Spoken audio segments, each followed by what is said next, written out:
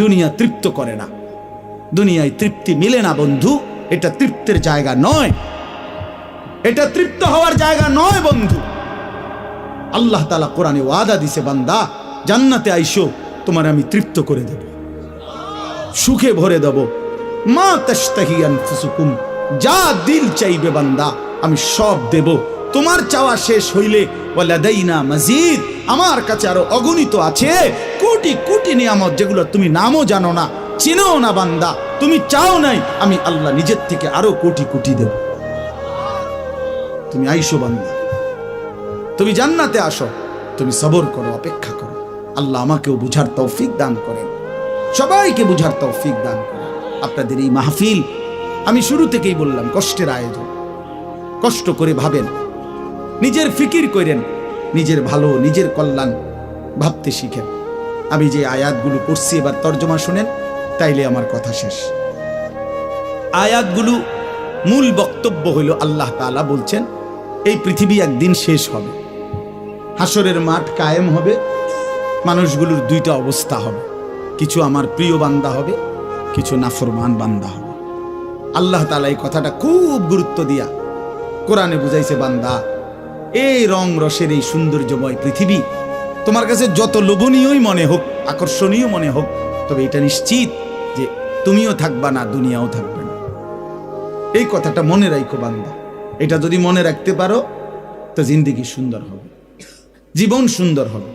এই জন্য কোরআনুল কারীমে আল্লাহ তাআলা খুব এই কথাটা বুঝাইতে চাইছে, বান্দা এই এত সুন্দর পৃথিবী দেখে তুমি যতই বিমোহিত হও, মুগ্ধ হও, তো মনে রাখো এটা থাকবে না, আমি একদিন ভেঙে ফেলব।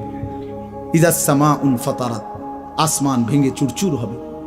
বা ইদাল কাওয়াকিবুন তাসারাত, তারকারাজি খসে খসে পড়বে, পাহাড়গুলো উঠতে থাকবে তুলার মতো। ওয়া তাকুনুল জিবালু কাল ইহনিল মানফুশ ওয়া বুসাতিল জিবালু বাসসা, পাহাড়গুলো তুলার মতো উঠতে থাকবে, সাগর নদীর পানিগুলো টকবক করে উতরাইতে থাকবে।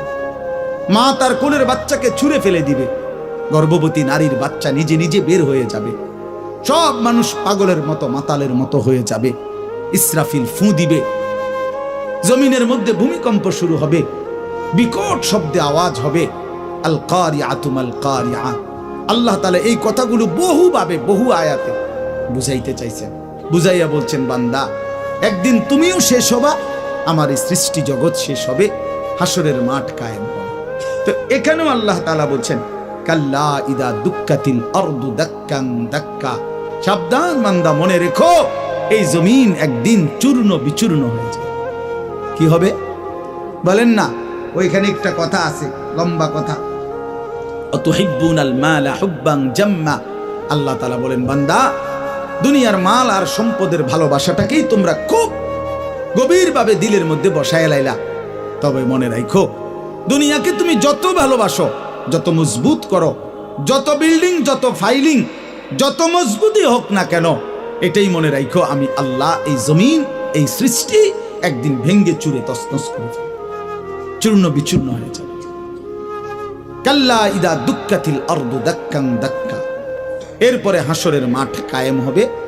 তো হাসরের মাঠের দৃশ্যটা আল্লাহ তুলে ধরছে যে হাসরের মাঠ কায়েম হবে, মানুষগুলো সব দাঁড়ানো থাকবে, আদম থেকে ইসরাফিলের ফু পর্যন্ত। এই দাঁড়ানো অবস্থায় আল্লাহ তাআলা বলতেছেন, ওয়াজা রাব্বুক, আল্লাহ তাআলা মহান আল্লাহ পাক, তিনি তার শান অনুপাতে হাসরের ময়দানে উপস্থিত হবেন। ওয়াল মালাকু সাফফান সাফফা, কোটি কোটি ফেরেশতা সারিবদ্ধভাবে লাইন ধরে দাঁড়াবে, চারদিকে কোটি কোটি ফেরেশতা, মহান আল্লাহ পাক উপস্থিত, আর মানুষগুলো সব দাঁড়ানো। এই কল্পনা করে হাসরের মাঠ। এবার কি হবে? আল্লাহ বলেন, ওয়াজি আয়াউমা ইদিন জাহান্নাম। এই অবস্থায় ফেরেশতারা জাহান্নামকে ৭০,০০০ আগুনের শেকল দিয়ে টেনে হাসরের ময়দানে উপস্থিত করবে। মানুষগুলো সচক্ষে জাহান্নামকে দেখবে। জাহান্নাম একটা বিকট তারা আগুনের গর্জন, তীব্র আগুনের যখন একটা গর্জন উঠবে, আল্লাহর কসম নবী বলছে, পুরা হাসরবাসী তখন চিৎকার দিয়া বলবে, ইয়া রব্বি নাফসি নাফসি, আয় মাওলা আমাকে বাঁচান, আমাকে বাঁচান। এই প্রথম হাসরবাসী কথা বলল, তাফসিরে আছে, হাদিস। মানে প্রথম চুপচাপ দাঁড়ায় থাকবে, কিন্তু জাহান্নামকে যখন দেখবে, জাহান্নামের চিৎকার যখন শুনবে, তখন পুরা হাসরের ময়দানে চিৎকার উঠবে, ইয়া রব্বি নাফসি নাফস, আল্লাহ আমাকে বাঁচা।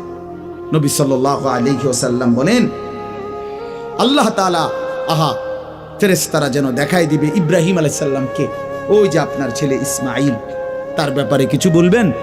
ইব্রাহিম আলাইহিস সালাম বলবেন, ইয়া রব্বি নাফসি নাফসি, এই মাওলা আমাকে বাঁচান, আমাকে। ওর বিষয়টাও দেখো। ইয়াকুব আলাইহিস সালাম, ওনার ছেলে ইউসুফ আলাইহিস সালাম, এটা সেই ছেলে 40টা বছর দুনিয়াতে, যার জন্য উনি কাঁদছিলেন। ফেরেশতারা বলবো, ওই যে ইউসুফকে দেখা যায়, তার ব্যাপারে কিছু বলবেন। ইয়াকুব আলাইহিস সালাম বলবেন, ইয়া রব্বি নাফসি নাফসি, এই মাওলা আমারে বাঁচান, আমার। ওটাও বুঝো। ওয়াজিআ ইয়াউমাইদিন বিজাহান্নাম, জাহান্নামকে হাসরের ময়দানে আনা হবে। বন্ধু, বিষয়টারে তুমি আমি খামখেয়ালি মনে করো না বাপ। এতগুলো কোরআনের আয়াত মিথ্যা হইতে পারে না।